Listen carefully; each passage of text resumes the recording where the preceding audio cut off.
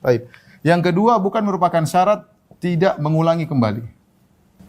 Ustadz, apakah kalau saya pernah bertobat, misalnya ada seorang bertobat dari berzina, dia bertobat, kemudian 7 tahun lagi dia melakukan zina lagi, apakah tobat yang dulu tidak diterima? Kita bilang tidak, bukan merupakan syarat. Ini berarti dosa baru. Ya, dia bertobat lagi. Selama dosanya yang dulu dia lakukan, kemudian dia bertobat, memenuhi persyaratan tobat, dia meninggalkan, dia menyesal, dia bertekad tidak kembali, dia ikhlas, maka tobatnya diterima. Adapun dosa yang muncul belakangan, dosa baru. Pernah ada anak muda datang ke depan saya menangis. Dia bilang, Ustaz, saya tidak bisa meninggalkan menonton film porno. Menangis ya. Gimana Ustaz, saya bertobat, saya kembali lagi ya. Kita bilang, yang penting kau bertobat aja. Bertobat berusaha untuk meninggalkan. Tapi bukan berarti kalau kau kembali lagi, berarti tobatmu yang awal tidak diterima. Enggak. Setan terkadang datang, bilang sama manusia, sudah, percuma kau bertobat. Kau akan kembali lagi. Kalau kembali lagi, kau tobatmu tidak diterima. Enggak. Kapan seorang bermaksiat? Jika memenuhi persyaratan, yang penting dia memenuhi persyaratan. Dia menyesal, dia menangis, kemudian dia meninggalkan ketika itu, dan dia bertekad tidak kembali. Kapan dia terjumus lagi, itu dosa baru. Yang dulu telah diampuni. Makanya jangan pernah bosan untuk bertobat. Dalam satu hadis kata Nabi SAW, Allah berkata kepada seorang hamba, Adnaba abdi dzamban. Kata Allah, seorang hambaku bermaksiat. Faqala rabbi ghfirli. Dia berkata, ya Allah ampunilah aku.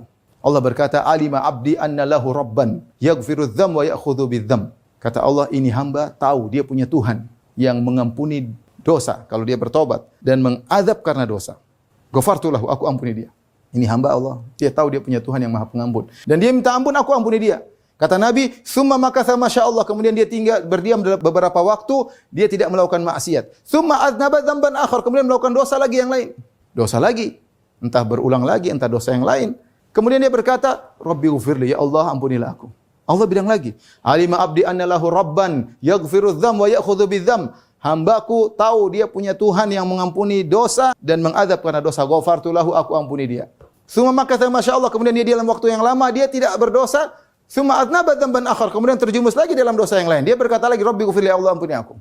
Kata Allah, aku ampuni dia lagi. Falyaf'al abdi ma syaa. Silakan hambaku melakukan apa yang dia kehendaki. Jika dia berdosa, dia bertobat, bertobat dan Allah selalu membuka pintu tobatnya.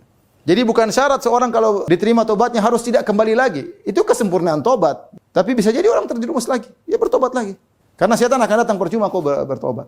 Kau akan kembali lagi. Saya tahu kau itu. Sudah, ini dia tidak bertobat. Akhirnya meninggal dalam kondisi tidak bertobat. Waliyadzubillah. Dan inilah setan menang. Iblis menang.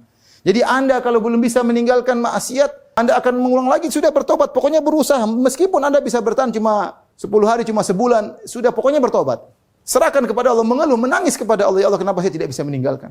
Tapi terus berjuang, terus berjuang. Jangan dengar syubhat dari syaitan sehingga Anda tidak bertobat, sehingga Anda semakin menjadi-jadi, meninggal dalam kondisi tidak bertobat kepada Allah. Waliyadzubillah.